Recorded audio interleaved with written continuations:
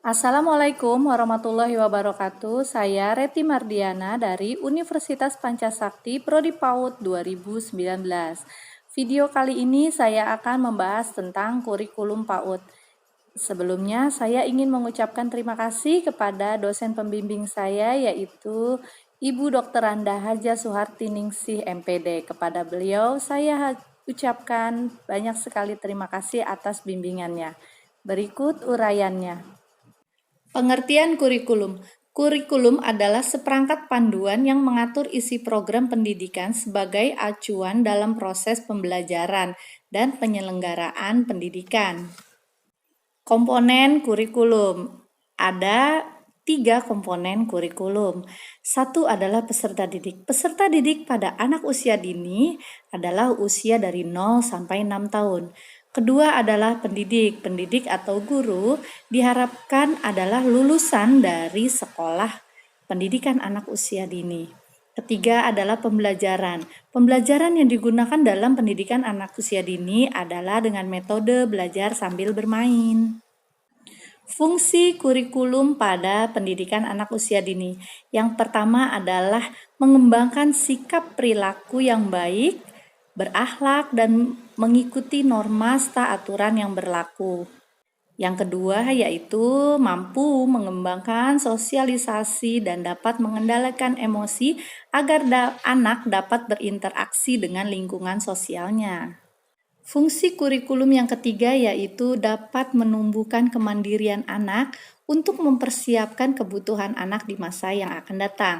Keempat, yaitu untuk meningkatkan kemampuan berbahasa anak sesuai dengan jenjang usianya. Dan yang kelima, yaitu mengembangkan kemampuan kognitif untuk dapat memecahkan masalah-masalah dalam kesehariannya. Fungsi kurikulum yang keenam yaitu dapat mengembangkan kemampuan fisik dan motorik sebagai pondasi anak pada proses tumbuh kembang yang sesuai dengan usianya. Ketujuh, agar anak dapat mengembangkan daya cipta serta kreativitas anak guna mengembangkan imajinasi anak untuk mengidentifikasi bakat dan minat anak. Berikutnya adalah prinsip pengembangan kurikulum pendidikan anak usia dini. Yang pertama adalah kurikulum pendidikan anak usia dini harus bersifat luas. Artinya, kurikulum dapat memberikan pengalaman belajar yang menyeluruh bagi aspek perkembangan anak. Yang kedua, kurikulum dikembangkan secara bertahap sesuai dengan usia perkembangan anak.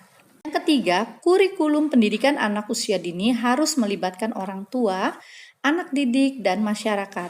Karena orang tua berperan penting dalam setiap perkembangan anak. Masyarakat pun dilibatkan untuk dapat melindungi anak dalam bersosialisasi. Yang keempat, kurikulum pendidikan anak usia dini dapat melayani kebutuhan individu anak sehingga anak dapat berkembang sesuai dengan kebutuhannya. Prinsip pengembangan kurikulum PAUD yang selanjutnya adalah dapat mencukupi kebutuhan dan nilai masyarakat agar anak dapat memahami keadaan lingkungan sekitar. Yang keenam, sesuai dengan standar kompetensi anak. Yang ketujuh, dapat memberikan layanan bagi anak berkebutuhan khusus. 8. Menjalin hubungan yang dinamis antara keluarga dan masyarakat. Yang kesembilan yaitu dapat memberikan perhatian tentang kesehatan dan keselamatan pada anak. 10. Dapat mengembangkan prosedur pengelolaan lembaga.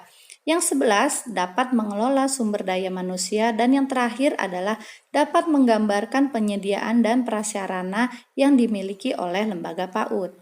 Asas-asas kurikulum PAUD. 1. Asas filosofi, yaitu asas yang berhubungan dengan filsafat dan tujuan dari pendidikan itu sendiri.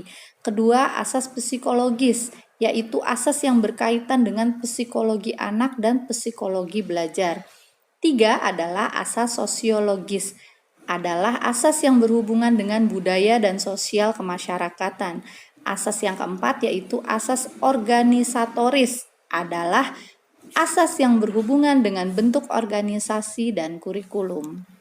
Adapun standar kompetensi yang akan digunakan pada pendidikan anak usia dini, yaitu moral dan nilai agama, fisik motorik, sosial emosional, bahasa, kognitif, dan kemampuan seni.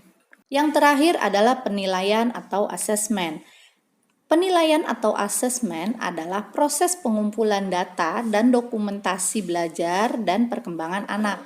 Kegiatan ini meliputi observasi, konferensi, survei, wawancara kepada wali murid, dan bentuknya berupa hasil kerja anak dan unjuk kerja anak. Hasilnya ini akan digunakan untuk evaluasi perkembangan anak di kemudian hari. Demikian uraian singkat mengenai kurikulum dari saya. Mohon maaf apabila terdapat banyak kesalahan dan kurangan. Wabillahi taufik wal hidayah. Wassalamualaikum warahmatullahi wabarakatuh.